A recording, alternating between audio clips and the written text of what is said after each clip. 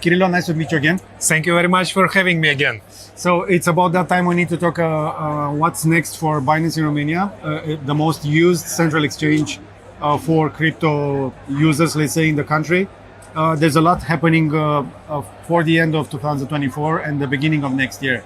So what's on everyone's mind is MiCA. When I say MiCA, you say? We'll see. You said I bring in the tough questions, so... Yes, I love it. No, you're right. It's not easy, right? It's not easy. What's not easy? It's not easy for the users. It's not easy for the regulators. It's not easy for the exchanges because the product offering is changing. The rules are changing. The preparations and requirements for the exchanges are different too. So the first part of MiCA started to work from the 30th of June. Yes. When we have disabled all the derivatives products on the unlicensed stablecoins. So we haven't delisted USDT and other unlicensed stablecoins for spot. So you can continue trading on spot, but we don't have any more them on the Launchpad, Launch Pools, Mega Drop, in the earn deposit products. So this type of stuff. We do not distribute rewards on these stable coins, etc. So we do not promote or market it. Many orders on futures are reduced only, and you're winding them down, let's say. No, we are not winding them down. We keep them because a lot of users are still using them, but we do not promote it in any of the way, and we do not create the product based on them. But you can continue trading spot, right? Spot, okay. Because there is only two licensed stable coins now, USDC and EURI or EURI. Okay. So these are the two stable coins that we actively promote. We create all the products, etc. So if you want to deposit, if you want to trade, if you want to get some rewards, it's just the licensed stable coins right now. There's going to be many more, right? But provided we respect the rules from the day one, unlike many other exchanges, we just do this. And there is going to be another changes after the 1st of January. So after the 1st of January, only exchanges who will get the MiCA license will be able to continue to talking to their users in the local language, which is going to be a language limitation, not a geography limitation. It's a limitation to proactively solicit users in the specific country, unless you have the MiCA license. And there is going to be no exchange who have the license from the 1st of January, because technically this process is only started. So according to the rules, everyone have to start speaking Romanian and continue only global English promotions and products, proposition, etc. And we are going to do it. So this no more Romanian language in the business or in the Binance app.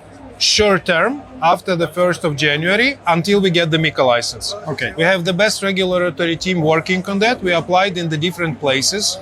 So we just respect the rules and we have to follow them.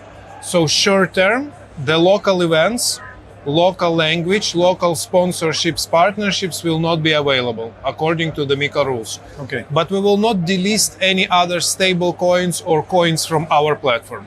So technically there is a good news and the bad news in this from the 1st of January. So it's just going to make things a little bit more complicated for the users after a few years that we've seen improvements for the local markets. Now it's coming more and more centralized, more and more, let's say, restricted, controlled, regulated. Talking about regulation, one of the most regulated things and one of the first things that we lost from Binance was the Binance card. We've been talking about this. Yeah.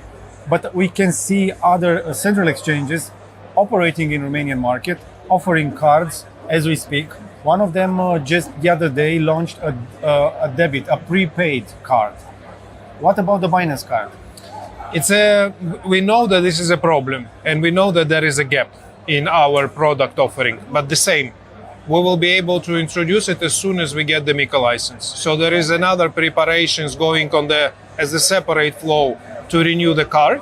We just want to do it properly in the regulated and compliant manner. Okay, so that means it's going to be a card issued in the EEA in Europe? Yes. Okay. And it will come next year after the MiCA license is being approved? Once we get the MiCA licenses, will be introduced very, very shortly. I cannot promise you specific date, but there is a work going in parallel on this. What is the biggest challenge facing Binance in terms of MiCA license?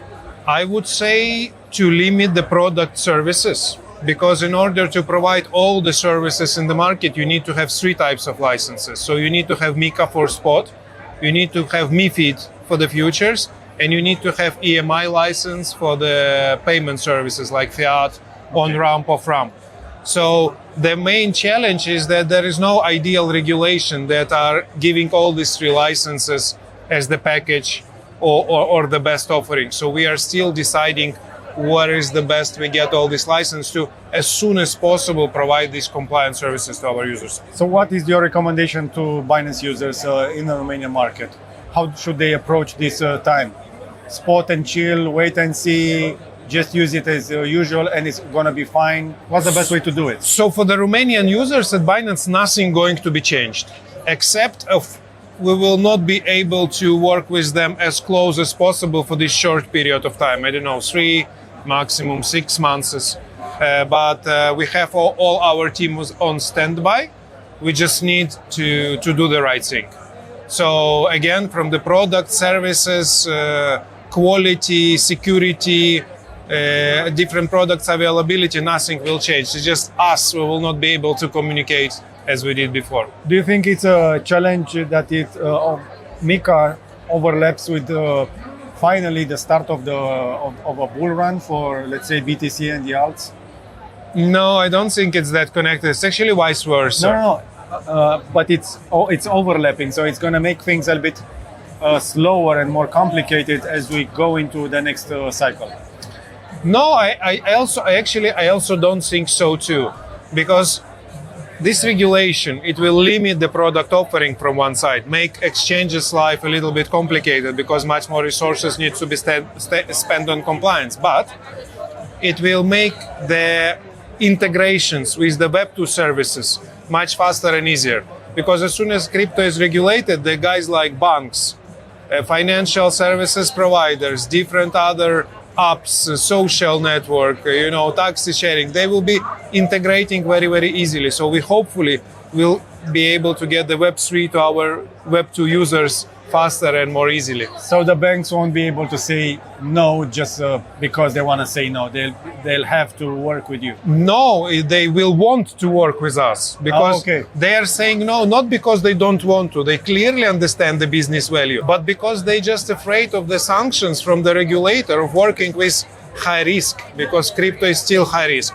So the regulation will put the risk levels down and they will be willing to do it themselves because there is a lot of opportunities there. So if you can't fight them, join them and then lead them. Exactly.